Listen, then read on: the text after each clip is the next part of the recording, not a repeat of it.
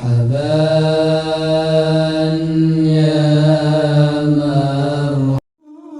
Inna akramakum indallahi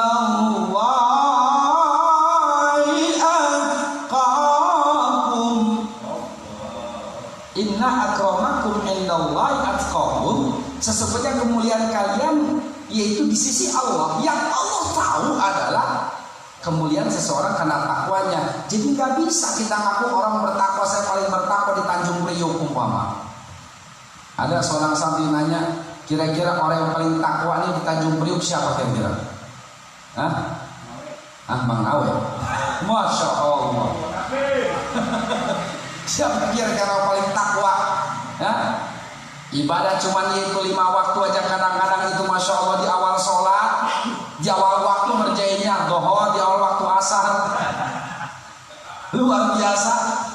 Sholat asar di awal waktu, maghrib, sholat maghrib di awal waktu, isya. Alhamdulillah di awal waktu Ustaz saya mah cuman awal waktu yang ngaco. Ngaku orang bertakwa kepada Allah Subhanahu wa taala, makan gak pernah baca bismillah, selesai makan gak pernah baca alhamdulillah, naik kendaraan gak pada bismillah, pakai sendal gak pernah baca bismillah, buka sendal kanan kiri bodoh amat. Kadang-kadang masuk masjid gak pernah baca bismillah, kaki kanan, kaki kiri atau dua-duanya loncat, gak pernah tahu. Tidak semudah apa yang kita sampaikan. Takwa itu Masya Allah. Makanya kata para ulama itu takwa itu hurufnya ada berapa? Ustaz Nawe? 4 ya. Yang pertama huruf ta, yang kedua qaf, yang ketiga waw, yang keempat ya alif bengkok katanya. Alif bengkok sebutannya. Ya namanya ta, kalau kata para santri, huruf ta itu diambil dari kata mustaqun tarkul ma'asi wal kabair, meninggalkan maksiat yang besar dan meninggalkan maksiat yang kecil. Nah kalau lihat dari sini aja, kira-kira kita sudah bertakwa belum? Ninggalin maksiat besar mungkin kita tidak, tapi meninggalkan maksiat kecil kira-kira sudah belum?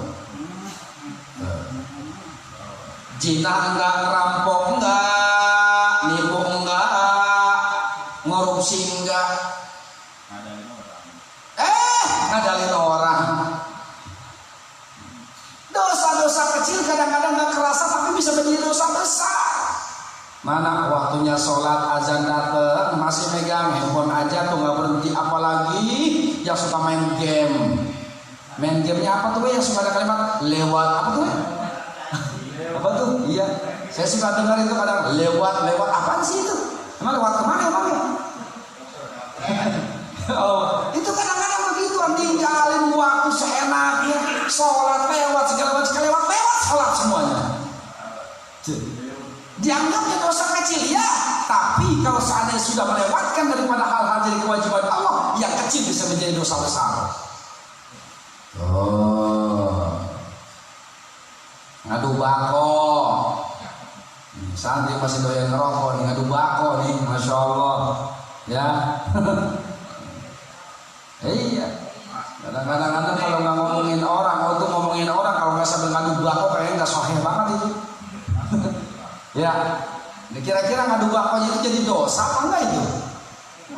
Kira-kira kayul, kira-kira ngadu bakonya jadi dosa enggak? Oh ini rokok herbal, rokok mana ada herbal? Ayah wae. Atau kalau ada rokok herbal di situ ada apa-apa, ada dokternya itu. Udah, Mang.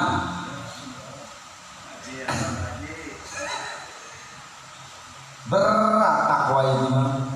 Pakaian orang beriman takwa yang pertama tarkul ma'asil kabair was-shaghair, meninggalkan maksiat besar, meninggalkan maksiat kecil. Besar mungkin bisa, tapi kecil kadang-kadang terus-terusan kita istiqomah. Yang kadang hal yang terkecil ini bisa menjadi besar di mata Allah Subhanahu wa taala. Kalau bisa ini, alhamdulillah, lanjutkan. Oh belum bisa, belajar. Setelah huruf ta, huruf qaf, qanaah atau qinaah. Apa qanaah? Merasa dirinya Nerima apa adanya. Apa yang Allah Subhanahu wa taala berikan buat diri kita ataupun buat kehidupan kita, sudah terima saja. Terima saja, namanya qanaah. Ya, terima saja. Kalau sungguh pun ketika dalam keadaan seperti ini, sudah qanaah saja. Tapi qanaah bukan hanya sebatas menerima saja, tetap harus dengan usaha. Tetap harus dengan ikhtiar. Lockdown boleh bagi orang yang sudah punya duit banyak, kemana-mana dia aman. Contoh mungkin di sini kayak Ustadz Nawe, duitnya miliaran dia, Masya Allah. Ya, contoh kayak siapa yang main kapal, main kapal. Ya, siapa? Namanya Ustadz Iul. Aman kalau duitnya banyak. Nah, bagaimana kepada orang yang ketika dia tidak nyari duit satu hari itu nggak makan anak bininya? Coba, Masya Allah. Hah? Terus diam saja, qanaah begitu saya terima. Tidak, tetap ikhtiar keluar. Bismillah, Bismillah, tawakkalullah, niat cari nafkah, minta kepada Allah Subhanahu wa taala diselamatkan dari segala mara bahaya. Yakin Allah akan bukakan jalan. Lockdown ujian bagi orang beriman, ujian bagi kita. Tapi berapa banyak ujian ini malah menjadi berkah buat orang yang lain. Berapa banyak setiap apapun ujian yang Allah berikan, ada yang diuntungkan, ada yang dirugikan, itu pasti. Apapun kebijakan pemerintah pun demikian, lebih-lebih kebijakan dari Allah Subhanahu wa taala. Coba yang sekarang kita dikasih musibah, lockdown, susah kemana-mana, kan gitu. Nyari duit susah, cari orderan susah, ngojek anyap, mobil apalagi anyap, dirugikan, ya dirugikan. Pasar ditutup, ya ditutup. Mau belanja susah, kemana-mana susah. Sebab apa? Gak punya duit. Semuanya tutup, semuanya. Jalanan tutup. Semuanya tutup. Tapi apakah semuanya seperti ini? Tidak. Apakah semuanya akan sulit? Tidak. Ada beberapa yang memang diuntungkan di situ, yaitu Allah tetap berikan rezeki. Berapa banyak dulu masker di gudang itu nggak pernah laku, noel aja ogah. Tapi sekarang udah kayak jual emas, kan gitu. Udah kayak jual emas, udah bukan boxan lagi, per lembar. Berapa rupiah? 5.000, 8.000, 10.000, Masya Allah. Hampir seharga dengan harga emas. Emas sekarang antara 800.000. Dolar segala udah naik, Masya Allah. Siapa diuntungkan? Tuh orang begituan. Terus siapa yang diuntungkan? Tuh yang jual-jual apa namanya? Sanitizer ya, hand sanitizer kan itu. Luar biasa. Ya Ustaz Cemong ya. Ya Ustaz Cemong itu. Masya Allah. Ada orangnya juga di online tuh. Masya Allah. 1 ton dia bikin, dijual berapa ratus juta, bahkan miliaran. Coba, Masya Allah. Ada diuntungkan? Ada. Semua ada yang diuntungkan. Alat-alat kesehatan kemudian jadi mahal. Itu alat tembak apa namanya tuh? Termogan yang hanya 200-300 ribu sekarang sudah jutaan harganya. Ya, udah jutaan harganya, Masya Allah. Ada yang diuntungkan semuanya. Tidak selamanya sesuatu yang buruk tetap buruk menjadi semuanya pasti ada diuntungkan.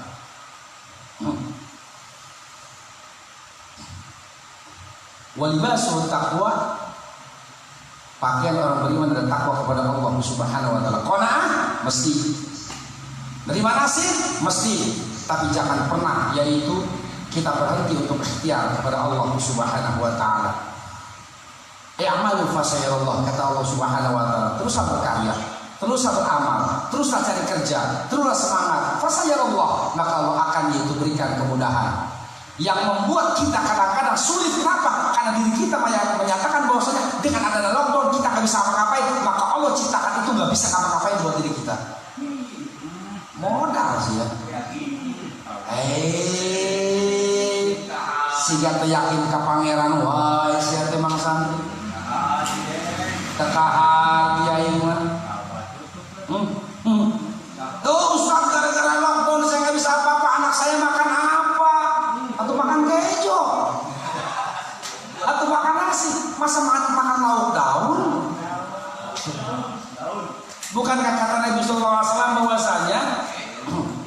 Kata Nabi sallallahu alaihi wasallam bahwasanya prasangka hamba itu akan diikuti oleh Allah Subhanahu wa taala. Ketika kalian berprasangka kepadaku seperti apa, maka akan ikuti. Kalau prasangkanya baik kepada Allah akan beri, tapi ketika buruk kepada Allah akan diberikan. Begitu pun sama. Kalau prasangka kita kepada sesuatu, kayaknya saya nggak bisa apa-ngapain, Anda yakin itu, maka siap-siap keyakinan itu akan menjadi kenyataan dalam kehidupan. Ayo siap. Ayo siap. Yang tukang ceramah di lockdown, yang tukang ngaji di lockdown, yang tukang tahlil order maid juga di lockdown. Ustaz kumaha? Yakin kan? Yakin? Jangan takut gak bakal dikasih rezeki oleh Allah Subhanahu wa taala. Nah, yang jadi masalah kita karena kita gak yakin kepada Allah. Wajar Allah jauhkan rezeki kita. Tuh. Itu mang yakin tak? Gitu. Insyaallah. Gimana pengen takwa sifat qanaatnya jauh kepada Allah Subhanahu wa taala. Doa mang punya 2 rakaat bisa kebuka langit. Kata Mang Peri mah begitu ketika ngelamar seseorang ditanya sama itu calon mertuanya, "Jang, bawa apa melamar anak abah?"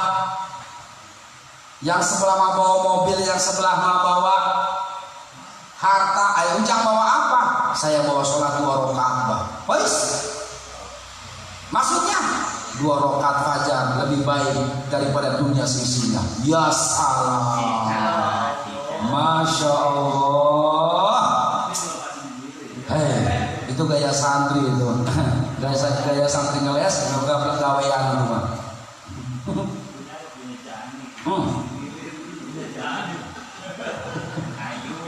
Takwa wao, mang yang ketilunya 3 wao. Enggak akan pernah sifat takwa di hadapan Allah Subhanahu wa taala kalau enggak punya sifat wao. Mana wao? Yaitu waroi, hati-hati. Hidupnya hati-hati, bicara hati-hati, hatinya pun mesti hati-hati. Apa yang dia makan, apa yang dia minum, apa yang dia masuk ke dalam perut, kudu hati-hati. Sebab berapa banyak orang ibadah kepada Allah Subhanahu wa taala tapi mulutnya enggak hati-hati memasukkan kepada sesuatu yang haram dalam perutnya. Bagaimana mungkin akan dijawab oleh Allah Subhanahu wa taala? Ngedoa setiap malam, setiap tahajud, ngedoa nangis-nangis kepada Allah Subhanahu wa taala. Itu yang namanya listriknya mulai nyolong. Listriknya mulai nyolong, air pumpnya mulai nyolong. Enggak mau bayar beneran, takut mahal diakal-akalin, apa mereka nyolong. Bagaimana mungkin Allah akan membuka itu ijabah doa, sedangkan apa yang dia lakukan, apa yang dia makan, apa yang dia pakai, sesuatu yang tidak diridhoi oleh Allah Subhanahu wa taala.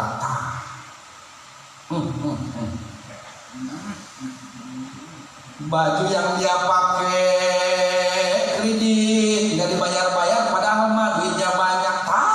Hati-hati mang santri, makanya suka kredit. Masya Allah.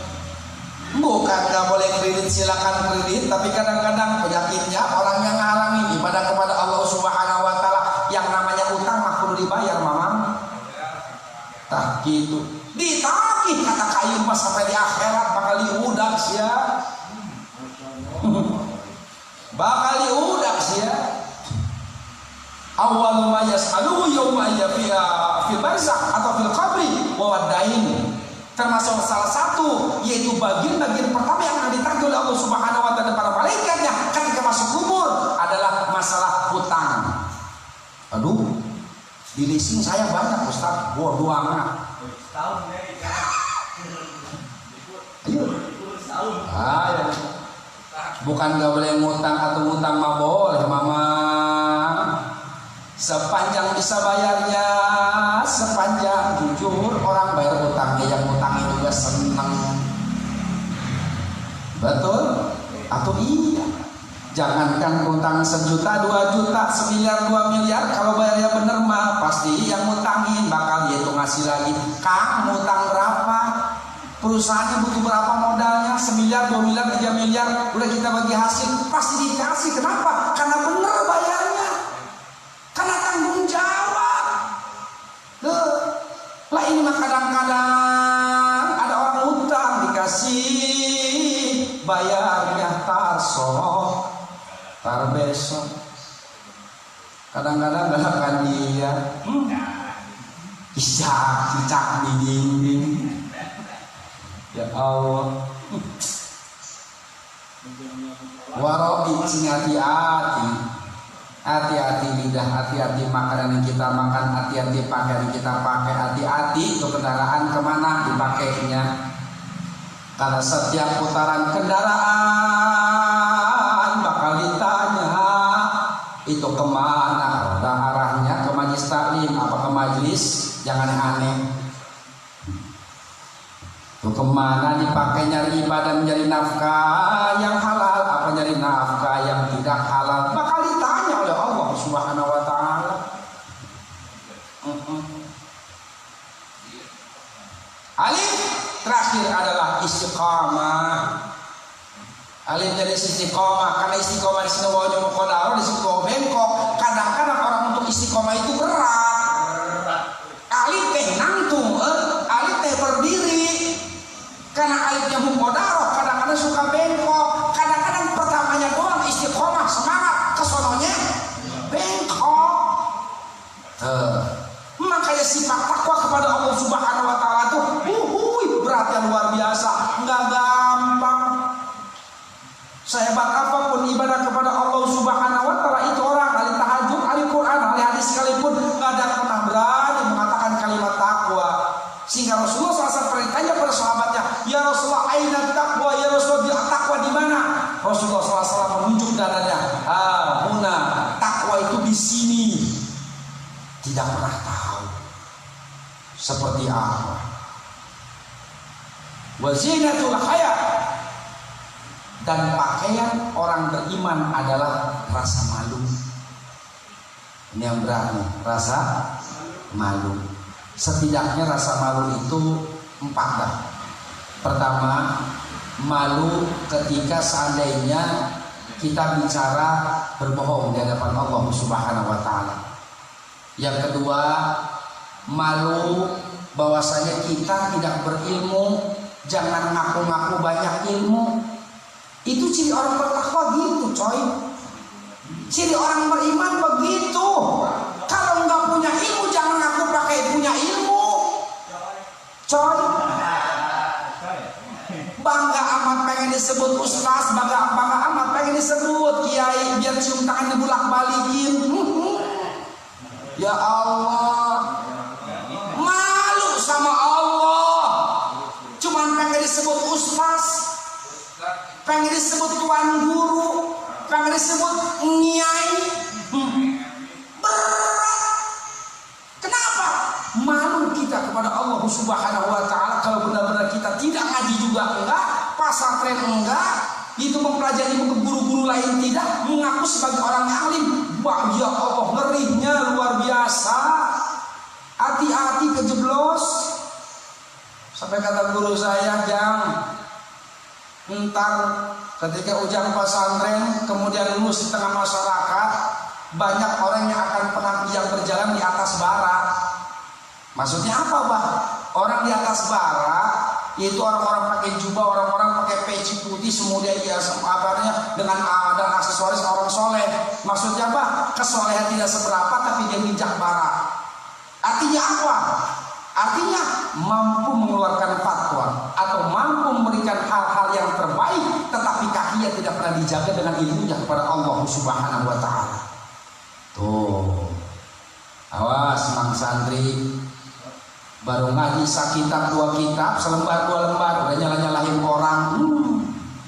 Awas. Kitab Alfiyah belum juga tamat, baru setengah ngaji kitab Al-Faih. Gagayaan udah nyala-nyalahin bacaan orang. Kudu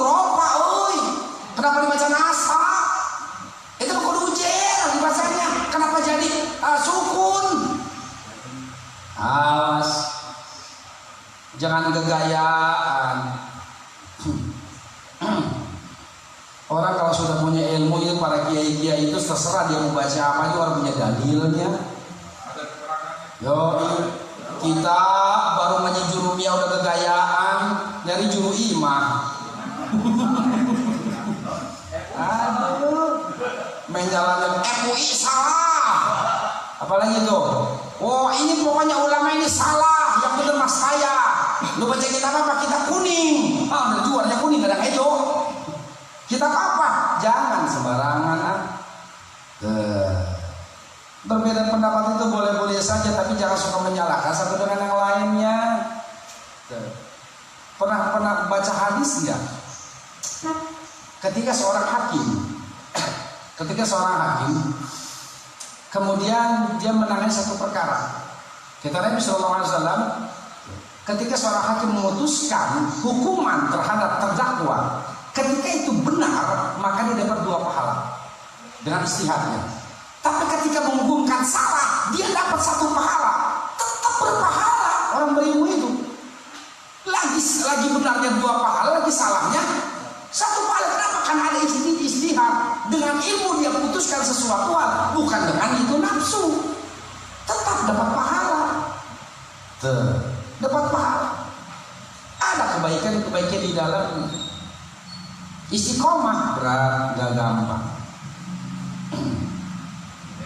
Perhiasan iman itu adalah al-haya, itu malu kepada Allah Subhanahu wa taala. Malu kepada Allah Subhanahu wa taala. Kemudian lagi malu apa? Malu kalau kita itu merasa bodoh.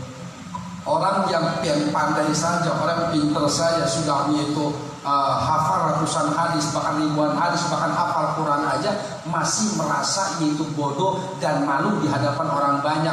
Lah kita baru 1-2 hadis aja udah merasa paling soheh. Ini yang bahaya. Itu orang nggak pernah punya rasa malu di hadapan Allah Subhanahu wa taala. Nah, dijaga. Ya, kalau merasa beriman, kalau merasa bertakwa, cing atau hati-hati hidupnya. Lalu yang ketiga, malu apa?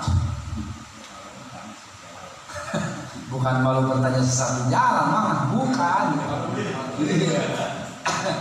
Malu artinya apa? Malu di sini orangnya tidak terlalu berani tampil sepanjang masih ada yang sepuh. Contoh begini, ini mamang santri ini pasantren lama, udah 1, 2, 3, 4 pasantren dia jelajahin, ngaji kagak molor doang. Pesantren ngaji lah, ngaji. Ketika ada yaitu satu imam di masjid, ketika ada satu imam di masjid dan kemudian imamnya adalah ustadz sepuh, nah maka baginya jangan mentang-mentang keluar dari pasantren langsung nyelorong jadi imam aja. Menggantinya sepuh, kecuali diizinkan, boleh silakan saja. Kecuali diizinkan, atau kecuali memang sudah udzur, boleh untuk menggantikan yaitu imam yang sepuh. Cuman yang kadang-kadang di satu masjid, di satu musola, imamnya udah aki-aki, ada yang lebih bagus suaranya, kadang-kadang kamu diganti. Kadang-kadang apa lalang-luan. Kadang-kadang itu ditegur, bah, Fatihahnya bukan gitu, bah, sia naon-naon sih. Lu tau apa sih baru kemarin? Ya, yang dulu lihat onta juga buah, bukan lu. Apa hubungan sama onta haji? Ini banyak yang begini kan, ada. Cok lah yang sepuh mah ngedukung yang muda, biar yang muda tampil. Biar yang muda tampil, jangan sepuh-sepuh aja. Udah sepuh mah ngedukung yang muda, jadi wasit kalau salah betulkan. Karena kalau keliru panggil, kemudian nasihati, itu tugas yang tua. Jadi walaupun tua masih jiwa muda, dalam arti walaupun tua jiwa muda nggak harus dia maju. Masih ada yang muda. Nah ini penting nih. Ini penting, ayo. Yang tua nasihatin yang muda. Ketika yang muda salah, panggil, kasih nasihat. Jangan dijatuhkan. Jangan dijatuhkan. Kesian yang mudanya, kapan mau kapan mau tampil. Yang penting punya ilmu. Lalu yang keempat, belajarlah malu kepada Allah Subhanahu wa taala. Artinya malu bahwasanya kita menganggap amal kita belum sempurna atau tidak sempurna di mata Allah Subhanahu wa taala. Ini yang berat. Ini yang berat. Siapapun diri kita, mau setiap hari kita dipanggil ustadzkah, ustazahkah, orang alimkah, orang yang malu tahapan yang ketiga dia berat. Dia malu kepada Allah Subhanahu wa taala kalau amalnya dia diterima oleh Allah Subhanahu wa taala. Saking malunya timbul rasa takut. Saking timbul rasa takut, maka timbul rasa tunduk kepada Allah Subhanahu wa taala. Maka orang di tahap ini tuh nggak ada pernah ngaku dia pintar atau bisa, nggak pernah bisa, nggak mau. Sungguh pun alimnya luar biasa, ketika suruh doa nggak mau. Coba kita lihat antara orang-orang alim, orang-orang soleh ketika bertemu itu biasanya tangannya cium tangan perebut-rebutan. Kadang nggak mau diciumin. Kenapa? Karena saking ketakutannya, karena saking ketawaduannya kepada Allah Subhanahu wa taala, terutama pada itu orang-orang yang sama-sama alim, dia tidak pernah menggurui. Beda kalau kita kan panggil ustaz, datang satu cium tangan bolak-balik, paling 10 kali bolak-balik. Lebih penting malunya orang yang alim itu sulit nempel kepada malunya kita ke hadapan Allah Subhanahu wa taala. Wasamratuhu ilmu, dan yang terakhir adalah mana buahnya dari iman itu adalah ilmu, wawasan, keilmuan, pengetahuan. Orang yang mampu beriman kepada Allah Subhanahu wa taala pasti dirinya selalu haus dengan ilmu. Itu ciri orang beriman. Selalu dirinya haus dengan ilmu. Ada peribahasa sering diucapkan oleh orang-orang alim, guru-guru kita, utlubul ilma minal mahdi ilal lahdi. Tuntutlah ilmu dari kau mulai ngegubrak ke alam dunia sampai kembali ke alam dunia, dari mulai buayan ibu sampai kepada masuk liang lahat. Artinya tidak berhenti untuk mencari ilmu. Orang yang benar-benar takwa kepada Allah, orang yang benar-benar ngaku iman kepada Allah Subhanahu wa taala, pasti haus dengan ilmu. Dimanapun ada majlis talim, dia kejar. Dimanapun ada orang alim, dia dekati. Dimanapun ada majlis talim, dia ambil ilmunya. Tuh orang ciri-ciri orang beriman. Awas, kalau kita nggak doyan ngaji, kira-kira pantas nggak ya disebut orang yang beriman? Kalau kita jauh dari majlis talim, pantas nggak kita orang bertakwa? Kalau kita nggak datangin para orang alim, pantas nggak kita orang bertakwa? Kalau di sampingnya, di depannya ada masjid, ada musola, masih nggak mau datang, masih nggak mau berjamaah, pantas nggak kita disebut orang yang bertakwa? Yang menilai adalah masing-masing sendiri. Ayo, Mamang santri, semua para jamaah, saya mengajak kepada para jamaah dan para santri dan para pemirsa semuanya, jangan pernah merasa diri kita orang yang alim. Jangan pernah merasa diri kita orang yang paling soleh. Dan jangan pernah merasa diri kita orang yang paling diterima amal oleh Allah Subhanahu wa ta'ala. Sulit untuk diijabah doa ketika 3 hal itu masih ada dalam diri kita. Kita yakinkan, semoga Allah Subhanahu wa ta'ala berikan keselamatan kepada diri kita, keluarga kita, anak istri kita, istri dan itu suami kita, dan orang kita cintai, bahkan wilayah kita, bahkan negeri ini jauh daripada musibah. Amin. Sampai kita doa. Alhamdulillahirabbil alamin. Al-Fatihah. Alhamdulillahirabbil alamin arrahmanir rahim maliki yaumiddin. Iyyaka na'budu wa iyyaka nasta'in ihdinas siratal mustaqim siratal ladzina an'amta 'alaihim ghairil maghdubi 'alaihim waladdallin. Ya dzal jalali wal ikram. اللهم صل على سيدنا محمد في الأولين والآخرين وبارك وسلم ورضي الله تعالى عن كل صحابة رسول الله أجمعين. الحمد لله رب العالمين حمدا شاكرا يكافي نعمه ويكافي مزيده.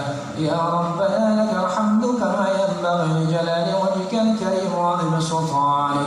اللهم صل على سيدنا محمد صلاة تكون رضاء حقا وداء. اللهم صل على سيدنا محمد كما لا نهاية لكمالك وعدد كمالك. اللهم ادفع عنا الغلاء والوباء والبلاء والفحشاء والمنكر والسيوف المختلفة والشدائد والمحن ما ظهر منها وما بطن من بلدنا هذا خاصة ومن بلدان المسلمين عامة إنك على كل شيء قدير. اللهم سلمنا وأهلنا وبلادنا من الطاعون. اللهم سلمنا وأهلنا من الطاعون وبلادنا من الطاعون وبلاد المسلمين عامة إنك على كل شيء قدير. اللهم إنا نعوذ بك من البرص. اللهم إنا نعوذ بك من البرص. اللهم إنا نعوذ بك من البرص والجنون والجذام والسيء الأسقام والطاعون ومن كل طاعون. ربنا ظلمنا أنفسنا وإن لم تغفر لنا وترحمنا لنكونن من الخاسرين. اللهم إنا نسألك الهدى والتقى والعفاف والغنى برحمتك يا أرحم الراحمين. اللهم لا سهل إلا ما جعلته سهلا وأنت تجعل الحزن إذا شئت سهلا. اللهم لا سهل إلا ما جعلته سهلا وأنت تجعل الحزن إذا شئت سهلا. اللهم لا سهل إلا ما جعلته سهلا وأنت تجعل الحزن إذا شئت سهلا. اللهم يسر لنا أمورنا ولا تعسر علينا. ثمن في الخير مع السلامة والبركة والكفاية إنك على كل شيء قدير. ربنا لا تزغ قلوبنا بعد إذ هديتنا وهب لنا من لدنك رحمة إنك أنت الوهاب.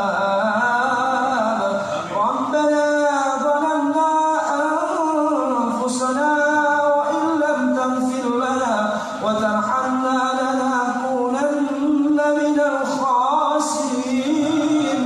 ربنا آتنا في الدنيا حسنة وفي الآخرة حسنة وقنا عذاب النار. وصلى الله على سيدنا محمد النبي وعلى آله وصحبه وسلم. فلك سبحان ربك رب العزة عما يصفون والسلام على المرسلين والحمد لله رب العالمين. والسلام عليكم.